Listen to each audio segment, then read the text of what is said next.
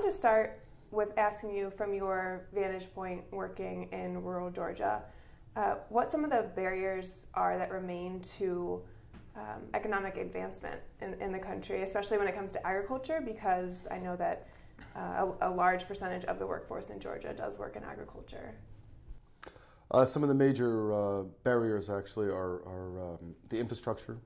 So the markets actually are in the major urban cities, and so a lot of these people that are located in very mountainous rural areas, it's very difficult for them to get their products to the market, especially during the rainy season where they have mudslides and snow. Some get snowed in at times also during the winter and early into the spring.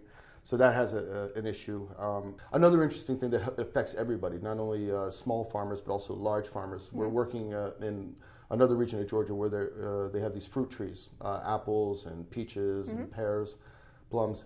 One of the problems they have is with spraying. They have a high spraying cost with their pesticides because they don't know exactly when it's the right time to spray, whether this fungus is going to come or this type of pest. And so what we set up are these meteorological stations.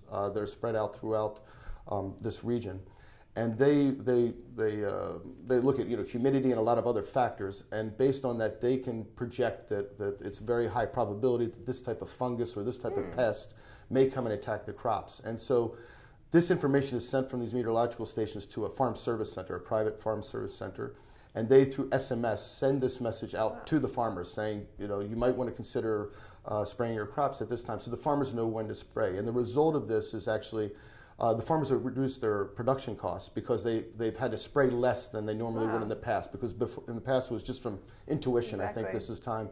But now it's literally cut in half their spraying costs, which is good. The other thing is because they sprayed on time, their yields and the quality of their harvests have improved dramatically as well. So it's a win-win for the farmers in this case, both small and large. What are some of the untapped or underserved still economic opportunities that you see? They're kind of on your radar, or you kind of would still like to link or figure out and just haven't yet?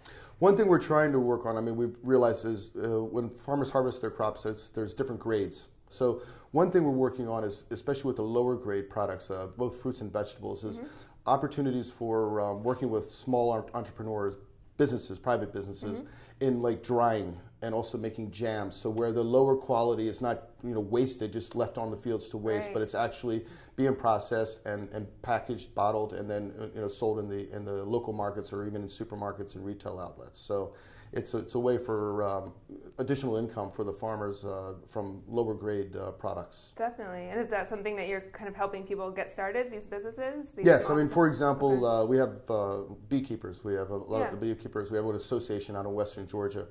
And what they usually do is the people know who produces the honey, and they usually just come to the door for the honey. Okay. But interesting enough, there's a surplus of honey there on the demand, and so what we're helping them do is set up a processing line, and so this way they can actually process according to EU standards, and so bottle and label this honey, and then be able to sell it in not only in that region but in all regions of Georgia, and we can sold in hotels, the smaller packages for like breakfast, as well as in supermarkets.